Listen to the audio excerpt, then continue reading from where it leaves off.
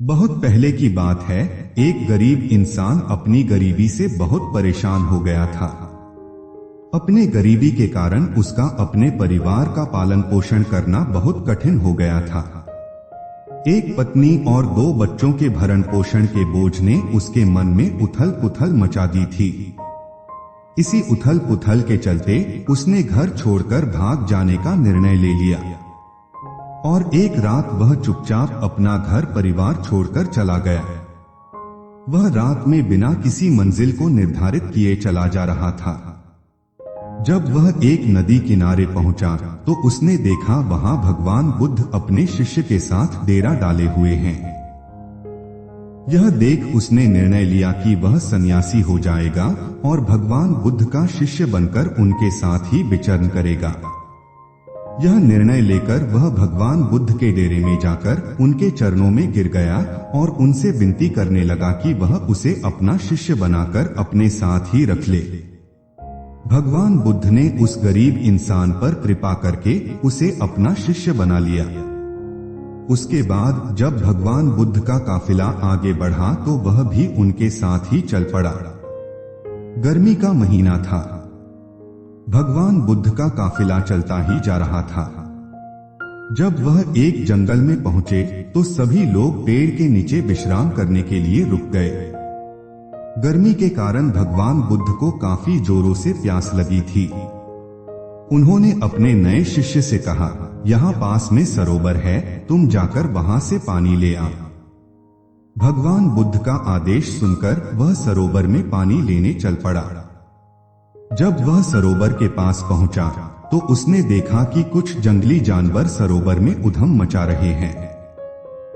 परंतु जब वह सरोवर के पास पहुंचा तो सभी जानवर डरकर भाग गए। उस शिष्य ने सरोवर के पास जाकर देखा कि सरोवर का पानी जानवरों के उधम मचाने के कारण काफी गंदा हो गया था। सरोवर का कीचड़ और सड़े गले पत्ते बाहर उभर कर आ गए थे। इतना गंदा पानी देखकर वह बिना पानी लिए ही वापस आ गया और आकर भगवान बुद्ध से बोला, भगवान उस सरोवर में तो बहुत गंदा पानी था, उसे तो पिया ही नहीं जा सकता। शिष्य की बात सुनकर भगवान कुछ देर तक कुछ नहीं बोले। फिर उससे कहा, जाओ जाकर उसी सरोवर से पानी ले आओ। भगवान बुद्ध का आदेश सुनकर वह शिष्य पानी लेने चल तो पड़ा, परंतु मन में यही सोचता जा रहा था कि भगवान बुद्ध इतने गंदे पानी को पिएंगे कैसे। जब वह चलता हुआ सरोवर के पास पहुंचा तो यह देखकर हैरान हो जाता है कि सरोवर का पानी निर्मल और स्वच्छ हो गया है। वह पानी लेकर भगवान बुद्ध के पास आता है और उनसे यह प्रश्न करता है कि थोड़ी ही देर में सरोवर का पानी इतना साफ कैसे हो गया।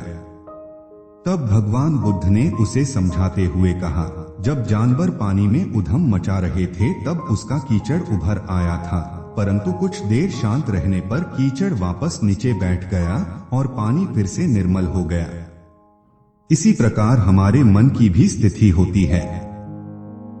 जीवन की भागदौड़ और कठिनाइयां हमारे मन में उथल पुथल पैदा कर देती है और तब हम गलत निर्णय लेते हैं। परंतु कोई भी निर्णय लेने से पहले अगर हम अपने मन को शांत रखें और धीरज पूर्वक बैठकर सोचें तो हमारे मन की वह उथल पुथल भी पानी के कीचड़ की तरह नीचे बैठ जाती है और तब हम जो निर्णय लेते हैं वह हमेशा ही सही होता है। इसलिए बुरे समय में इंसान को कभी भी धीरज नहीं खोना चाहिए। भगवान बुद्ध का यह उपदेश उसके समझ में आ जाता है और जब वह शांति से बैठकर सोचता है तो उसे यह आभास हो जाता है कि उसने घर छोड़कर गलत फैसला लिया था और वह भगवान बुद्ध से आज्ञा लेकर अपने घर वापस चला जाता है।